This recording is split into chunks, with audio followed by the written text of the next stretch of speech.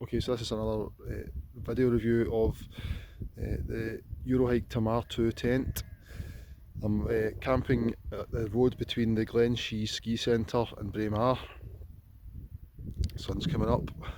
It's going to be a beautiful day today. I'm going to go and get some hiking done from the Anadee out into the cairngorms. So this is the Eurohike Tamar 2 two-man tent. It retails for £120 in the UK, but I've not seen anywhere selling it for more than 60. And if you can get it for less than that, it's currently £45 in Go Outdoors, and I actually paid £25 for it a few months back. Okay, so it's a two-man tent, it's a dome design, very easy to set up.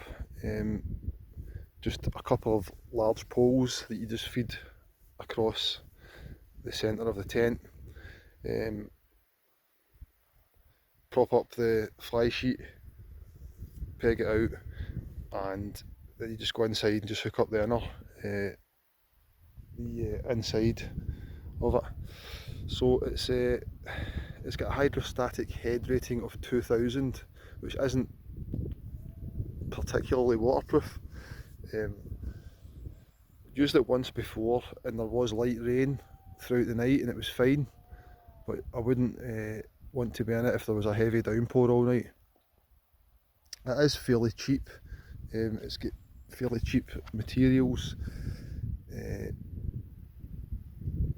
The pegs are very, they're just flimsy pegs, so it's probably an idea to buy some better pegs for it.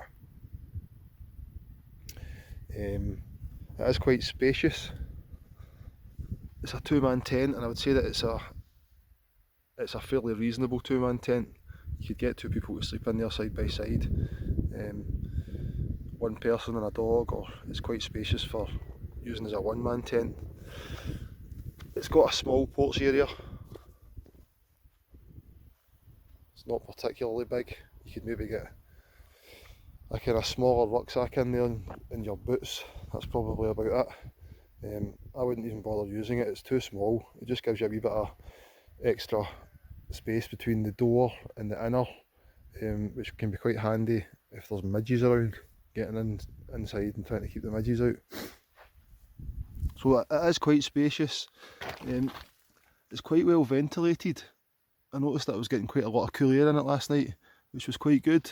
You've got a wee hook up there at the top for hanging a light. You've got pockets on either side, and it's quite a decent ground sheet that's on the inner. And you've got air goes through the top there. You've got a wee bit that covers the top, and the air gets in through there and gets in through the vents, so it's quite good for ventilation. It doesn't feel particularly sturdy though, so there was a gentle breeze last night throughout the night, and you could kind of feel the tent flapping about, so it doesn't give me confidence that it would be a particularly robust tent if it was windy. It's fine for weather like this. I mean, I knew it was going to be quite a nice night last night.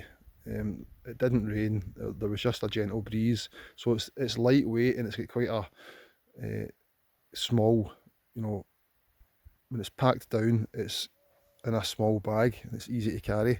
So I've got another bigger tent, the OEX Coyote 3 three-man tent, which takes longer to set up, and it's just more of a pain to set up and put away. So this one's a good one for bringing just for a quick setup if the weather's good.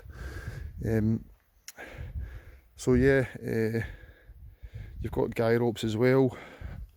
I've never used them because, as I say, I would never use this tent in the type of weather that would require you to put the guy ropes out.